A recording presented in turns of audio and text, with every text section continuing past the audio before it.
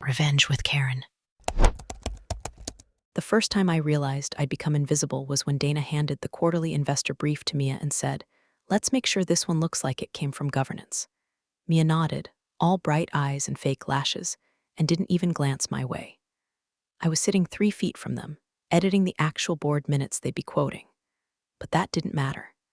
I'd already notarized, filed, and archived that document under 2 state compliance frameworks. They argued about font sizes.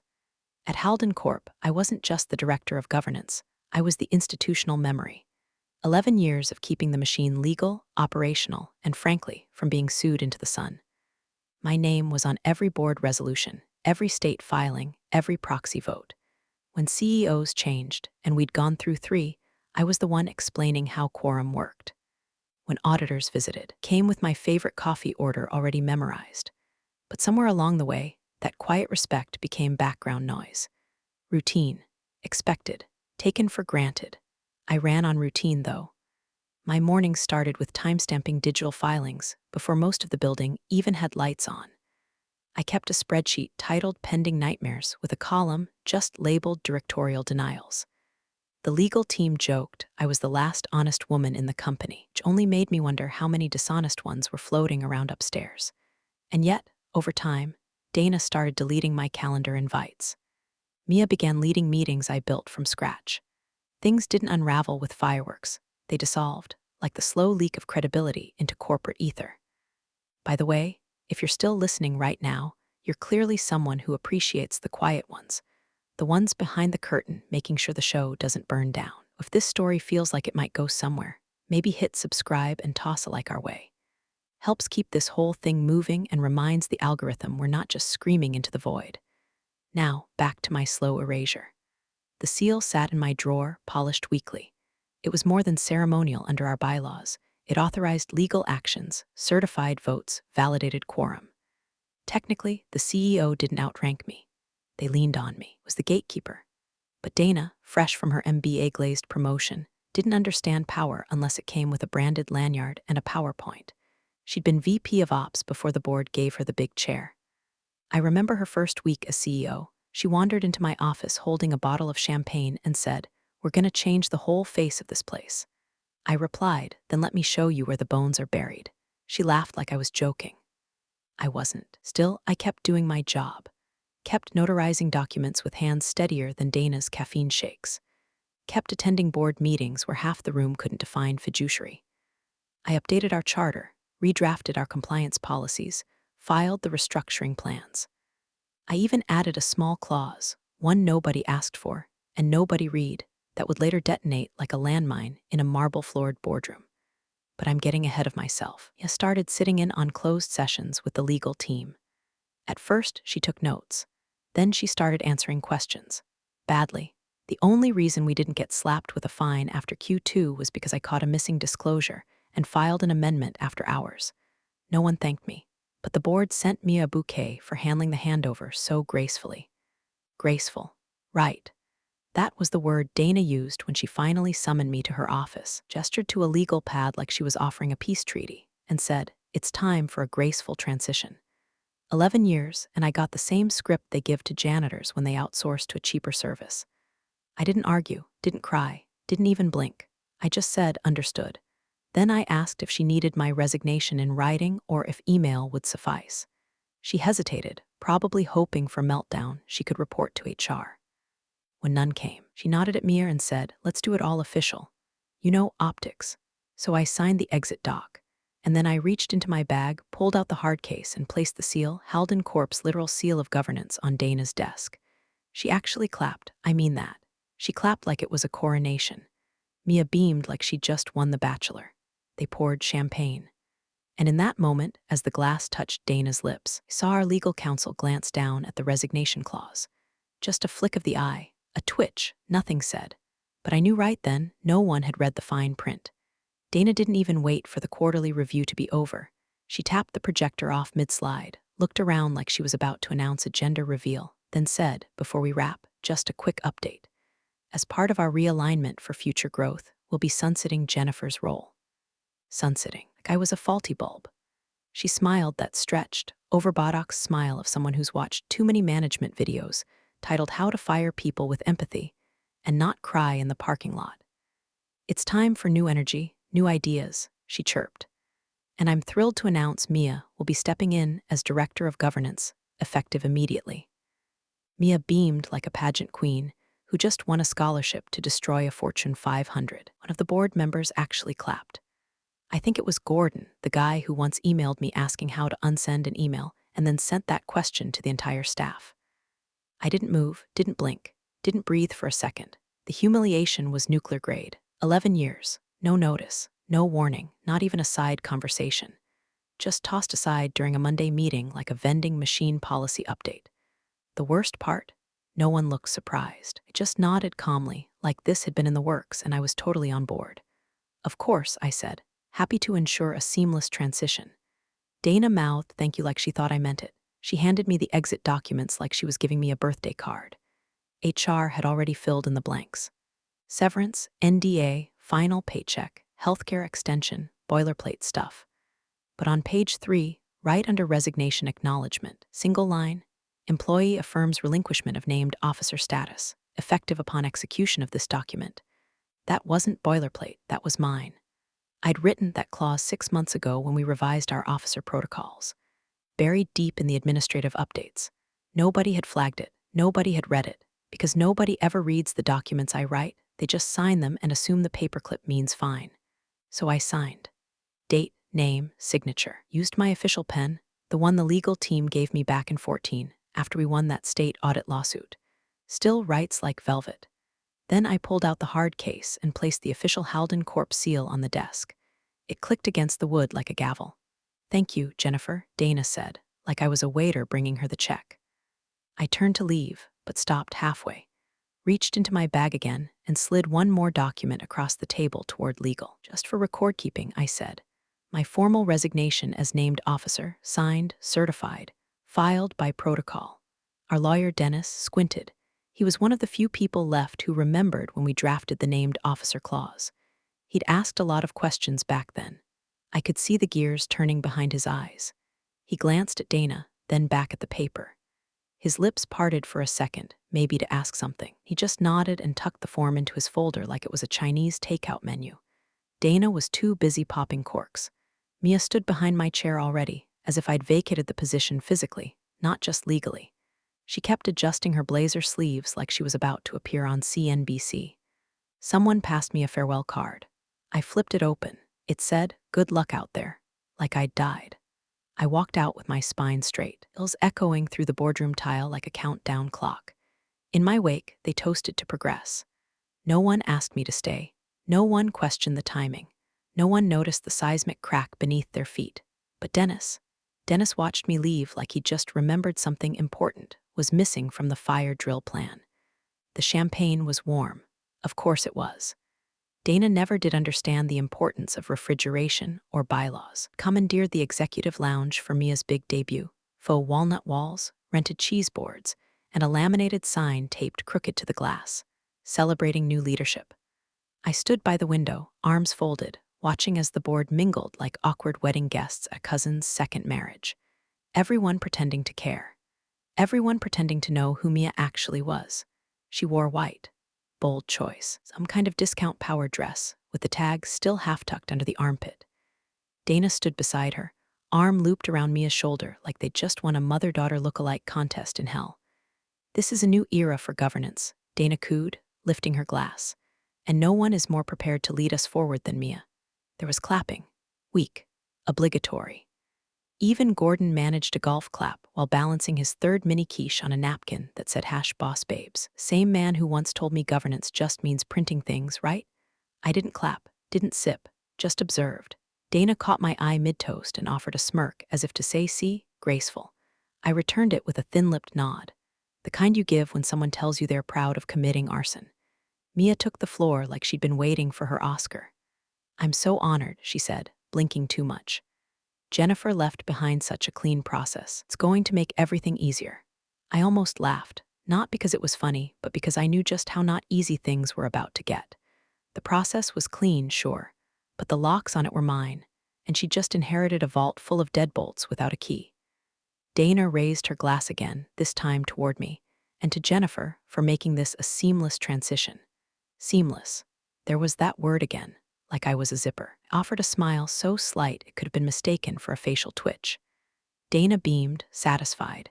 Everyone loves a good exit when it doesn't come with screaming or lawsuits. Everyone wants to believe the person you buried helped dig the hole. Then came the joke. It was Mark, one of the quieter board members, who leaned over to Dana and said, "Wait, don't we still need Jennifer's signature on some of this?" He said it with a laugh. He was making a dad joke about a dead battery. Everyone laughed along, relieved by the sound of their own voices. Mia giggled, even though she didn't get it. I didn't laugh, just looked at Mark and said, "Maybe check the bylaws. Section 9. His smile faltered for half a second, but Dana waved it off. "Don't worry," she said, loud enough for everyone to hear. "We're good. Legal reviewed everything." Legal had glanced at everything. That wasn't the same. I watched Mia fumble through a speech about her goals, transparency, clarity, simplicity. Words she read like they came from a Pinterest board about journaling, not corporate compliance. I could have corrected her.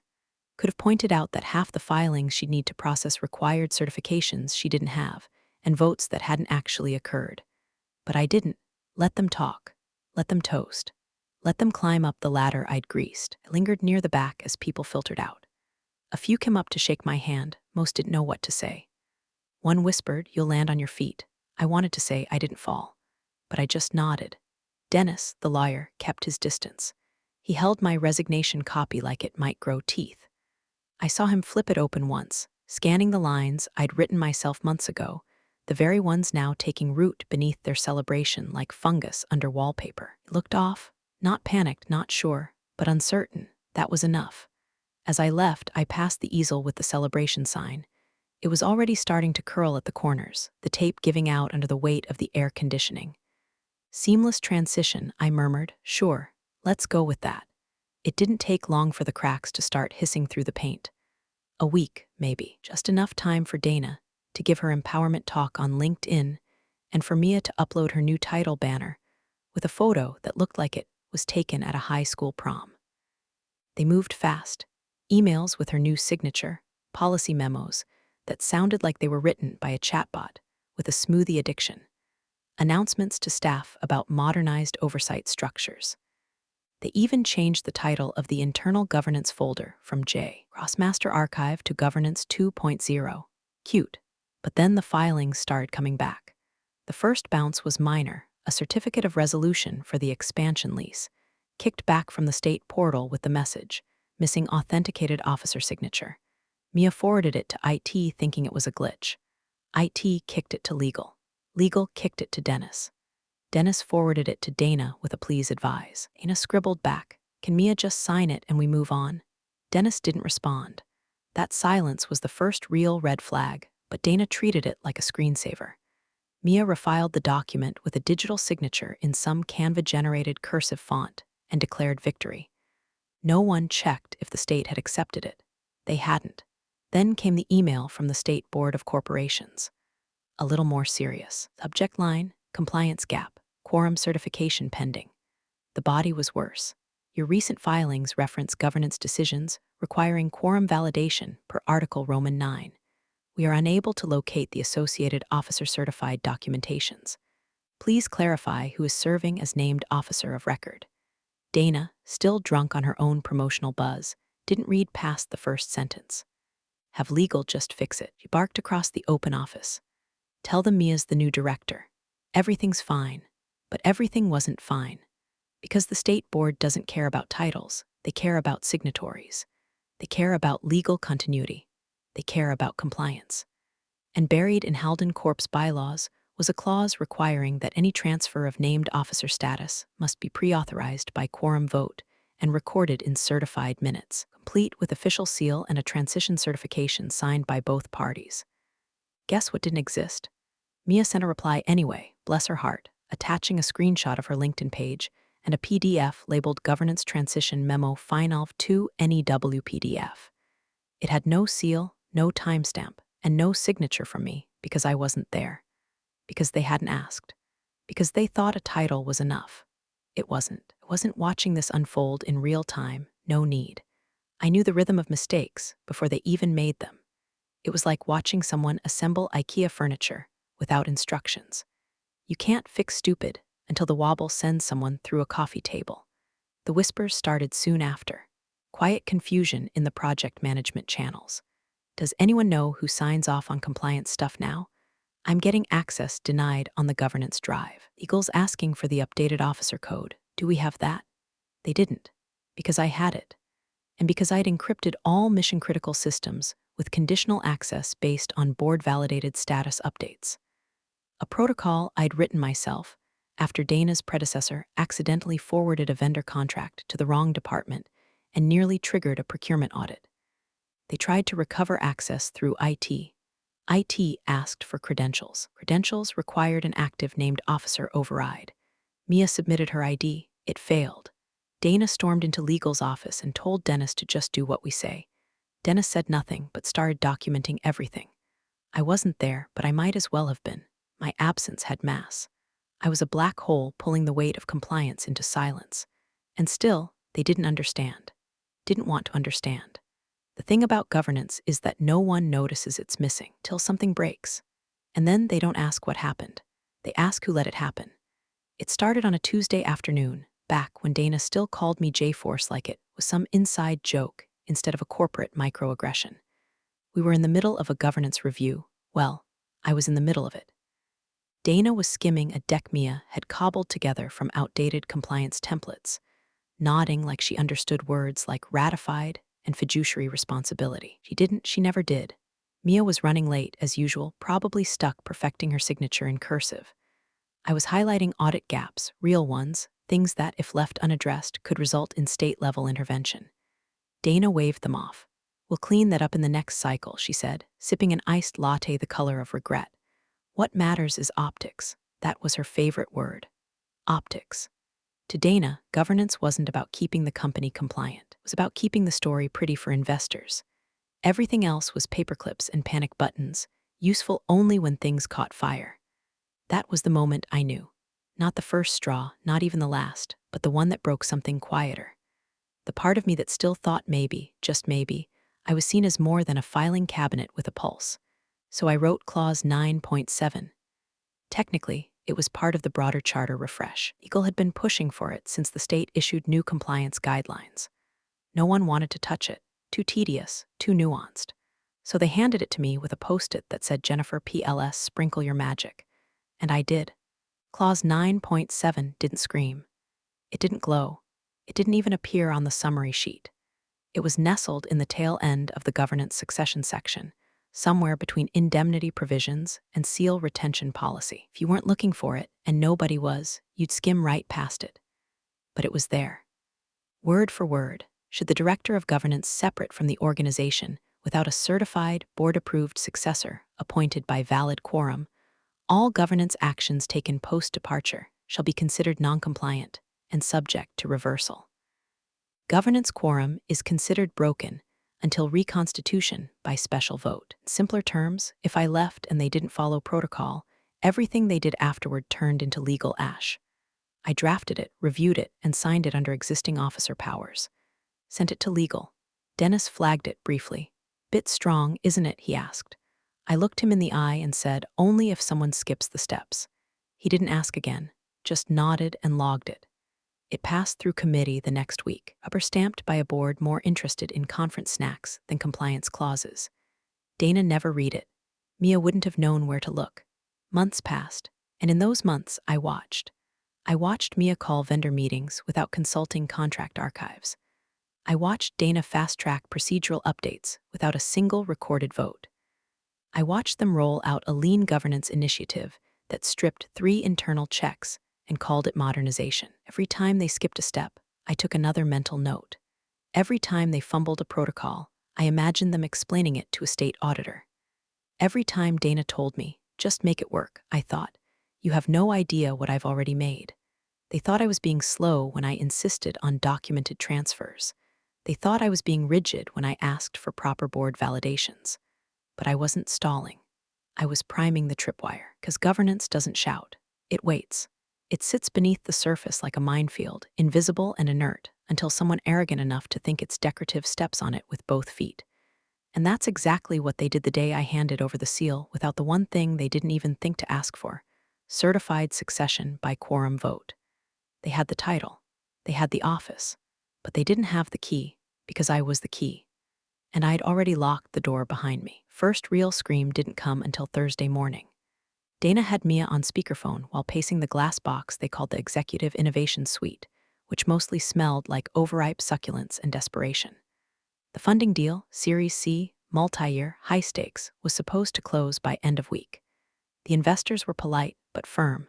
"We just need the certified board minutes," they said, signed by the named officer, along with seal authentication. Mia was chewing a nail like it owed her money, clicked through Jennifer's old folders. "It should be under minutes 2024, she mumbled. I think I saw it before she hadn't. What she had seen were placeholder files, file names, timestamps, but no documents inside. Just empty shells.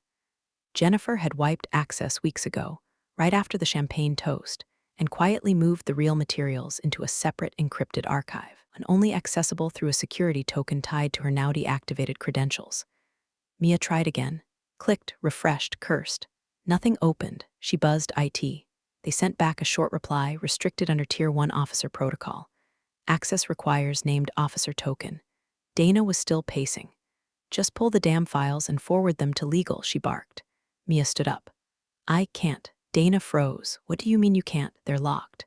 "Then unlock them." "Don't have the key, Dana." Dennis, sitting quietly in the corner, looked up from his legal pad. That's when Dana's voice went full volume. "Just sign it yourself. You're the governance director now. You have the authority." Silence. Then Dennis cleared his throat. "Actually, she doesn't." Dana spun. "What?" Dennis put down his pen. Jennifer wasn't just the director of governance. She was the named officer of record. According to Clause 9.7, without her certified replacement appointed by quorum. "Oh, not this again," Dana snapped. "The board is out of compliance," Dennis finished calmly. "Any decisions made since her departure are potentially invalid." "You're telling me," Dana hissed, "that because of some fine print?" "No," Dennis said. "Because of our own bylaws, ones you signed off on." Mia sat down hard. Her face was draining color like an unplugged monitor. "Can't we just backdate something? Like retroactive vote?" Or Dennis shook his head. "We didn't hold a quorum vote. There's no certification, no successor documentation, no lawful officer transition." Dana looked around the room like it might offer a loophole. "So we're just what, screwed?" "We're in violation," Dennis said, "and the investors will find out if we send uncertified board minutes." "Then don't send them." "They've already requested notarization," Dennis said. "They'll know. Panic is a funny thing in a corporate setting. It doesn't look like running and screaming. It looks like frozen faces, clicking pens, dry mouths. It looks like someone trying to remember if invalid means illegal. It looks like Mia refreshing the same folder for the 20th time, praying for a different result. And through it all, Jennifer was nowhere, but everywhere. Every blocked access, every missing seal, every unanswered "who signed off on this" was her shadow on the wall. Fingerprints were gone, but the absence screamed louder than a fire alarm. Dennis pulled up the transition logs. Nothing. No succession. No officer amendment. The last recorded action, Jennifer's resignation, timestamped and notarized by herself, filed under the proper chain of custody. Dana slumped into the nearest chair. "This can't be real," she whispered. But it was. Because governance doesn't ask for attention. It just waits, quietly, until someone tries to fake the rules. Then it shows its teeth. And right now, those teeth were clamped firmly around the jugular of their funding deal. The conference room felt colder than usual, despite the mid-August heat baking the windows outside. Maybe it was the air conditioning cranked up to corporate panic levels.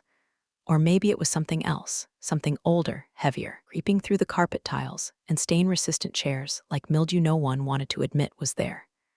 Dana sat at the head of the table, hands clenched in front of her like a lifeguard about to pretend the drowning was just enthusiastic splashing. Mia, seated to her right, looked like she was trying to merge with her chair. Across from them, a lineup of board members flicked through the thick paper packets in front of them, the ones they never usually read. This time, reading. Dennis, the company lawyer, stood at the end of the table, file folder in one hand, glasses perched low on his nose like he'd aged 10 years in the last 7 days. He'd been quiet all meeting, letting Dana tap dance her way through financials, growth projections, and words like synergy and momentum. But now, the time had come for the governance update. Item 8 on the agenda, Officer transition confirmation. Dana smiled too quickly. So, as everyone knows, has stepped into the governance role seamlessly. Thank you, Mia. And we just need to close the loop on her formal appointment. Dennis, Mia straightened her posture, as if preparing to receive a sash and bouquet. Dennis didn't move. Dana's smile wavered. Dennis, he blinked slowly, then opened the folder. I've reviewed the filings, he said, voice flat. There is no official record of a quorum vote authorizing Mia's succession as named officer. Dana waved a hand. Oh, come on, just a formality. We all agreed. We were all in the room. No, Dennis said. Not all. There was no quorum.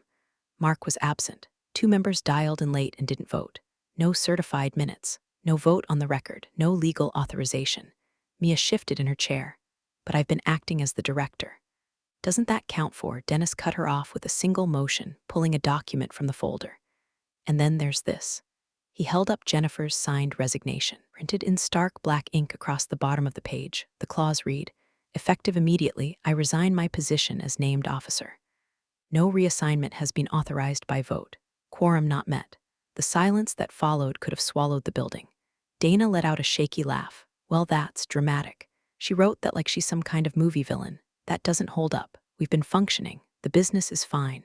No, Dennis said softly. It isn't. He looked at the board, back at Dana. That clause was added during the charter revision. Section 9.7.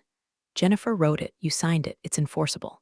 Without a certified replacement and proper quorum, we are, legally speaking, not a functioning board. Dana's voice sharpened. This is absurd. We've made decisions. Signed contracts, moved capital. Are you saying all of that is, what, reversible? Dennis didn't blink. Void, potentially. One of the outside directors dropped his pen. Another closed his folder like it had just burned him. Mia's voice came out barely above a whisper. But why would she do this? Dennis didn't answer, but everyone in that room knew. Jennifer hadn't thrown a tantrum. She hadn't slammed a door or written a blog post or left a passive-aggressive resignation email. She'd simply followed the rules, better than they ever had. Dana stood up. Okay, then fix it. Schedule a vote, call the state board, whatever. Just fix it. Dennis shook his head. We can't vote. Not without quorum. And we can't establish quorum without a named officer. Dana's mouth opened, closed, opened again. And then Dennis said it, softly, flatly, no emotion. We've lost quorum. Silence descended again, heavier this time. Everything they'd done, every document signed, every deal negotiated, every seamless decision made, was built on a foundation that had quietly rotted from the inside. Jennifer hadn't burned the house down, just taken the last legal brick with her when she left. And now all that was left was the echo. They tried to keep the panic contained, like duct taping a pipe after it bursts. The first rupture came from the leasing contract on the new warehouse, voided. The vendor caught wind after the bank flagged the filing for lack of an authorized seal. Invalid officer certification, the notice read. Submission rejected.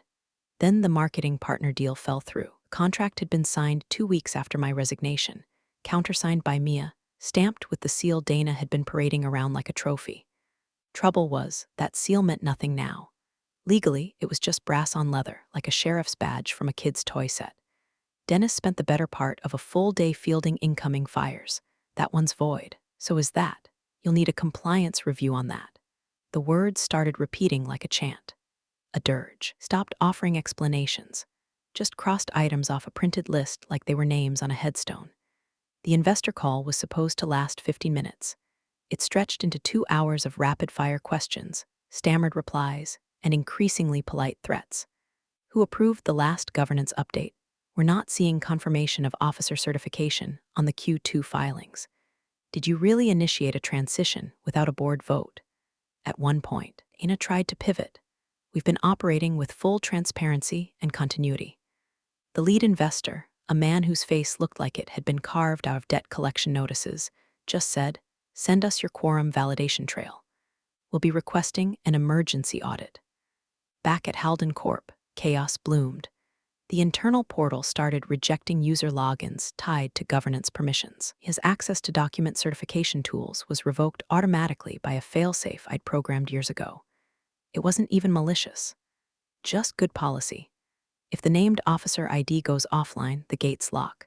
Mia, flushed and shaking, pulled up a blank Word doc and began drafting a backdated vote certification. She figured if she got the names right and added a digital seal, maybe no one would notice. Dennis saw it, deleted it, and said, very clearly, that would be fraud. She turned to Dana, desperate. Then what do we do? Dana's eyes had lost their shine. Her blazer was wrinkled. The ends of her hair frizzed where she'd been pulling at them unconsciously. She looked older in that moment, smaller. Call a special session, she barked. We'll vote. We'll fix this. You can't call a vote, Dennis interrupted, voice low but sharp. You don't have a legal board. You haven't had one since Jennifer's exit. Silence that followed was different than the last. Heavier. It sat in the room like a verdict already delivered.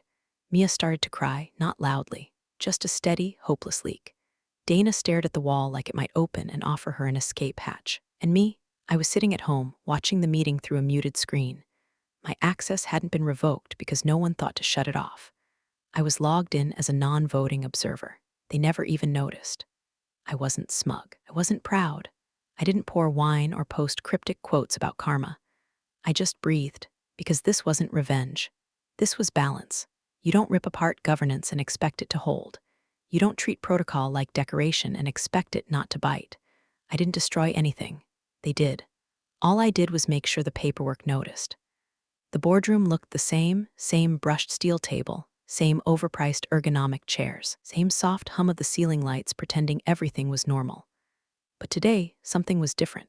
Something colder. No fruit tray, no handshakes, no jokes about traffic. Just tension stretched tight enough to snap. They'd gathered at 9:00 a.m. sharp. Dana sat at the head of the table, arms crossed, face carved in granite. Mia was to her left, paler than usual, tapping her pen against the legal pad she wasn't writing on. Gordon, Mark. The rest of the board filed in with faces full of practiced neutrality. Everyone was here, except me. The seat at the end of the table remained empty. No nameplate, no notes, just space and silence. They waited for Dennis, the outside counsel brought in after internal legal politely tapped out. He entered quietly, briefcase in hand, and didn't bother with pleasantries. Just walked to the far end, pulled out a slim black folder, and said, before we begin, need to confirm quorum. Dana sat up straighter. We've got everyone, we're all here. Dennis looked around, did a slow count, then rested his eyes on the empty chair. No, he said, you're not, Mia fidgeted. But you have no named officer. You have no certified governance transition. You have no quorum. Dana's voice sharpened. We've been operating, and everything since her departure is procedurally void, Dennis said, without even raising his voice. I've reviewed the filings. Clause 9.7 is enforceable. Until quorum is legally re-established with a certified named officer, all board activity must cease. The words hit like a shutdown order from the divine. No one moved, not even Gordon, who usually couldn't go 10 minutes without checking his Fitbit. Dana looked around, realizing, maybe for the first time, that there was no workaround. No PR patch, no spin cycle, just a dead engine. The key wasn't hers. Across town, I sat under a fading sun in my garden, sipping coffee out of the chipped hash one notary mug someone gave me as a joke 6 years ago. A breeze rustled the hydrangeas. My neighbor's kid was practicing trumpet again, poorly. I didn't mind. My phone buzzed. Dana Farwell missed call again. I didn't open the voicemail. I didn't need to. I slid open the slim manila folder beside me. On top, a single typed page. In statement conditions, condition #1. Board chair must resign in writing. No exceptions. Condition #2. New officer appointments require full board vote and external counsel oversight. Condition #3. All invalidated decisions must be resubmitted for formal review. And then, at the bottom, final clause. All conditions must be met without coercion, public statement, or apology request. This is not revenge. This is restoration. I took another sip. Scanned the garden for weeds. Thought about baking later. They could fix this. If they swallowed the pride they weaponized and followed the very rules they spent so long pretending didn't matter. But until then, let the seat stay empty. Governance, after all, was never about noise. It was about weight. And mine hadn't gone anywhere. They just finally noticed it missing. You're the real stars of the corporate jungle. Thanks for watching. Hit subscribe, or I'll flick the switch on your old cubicle memories.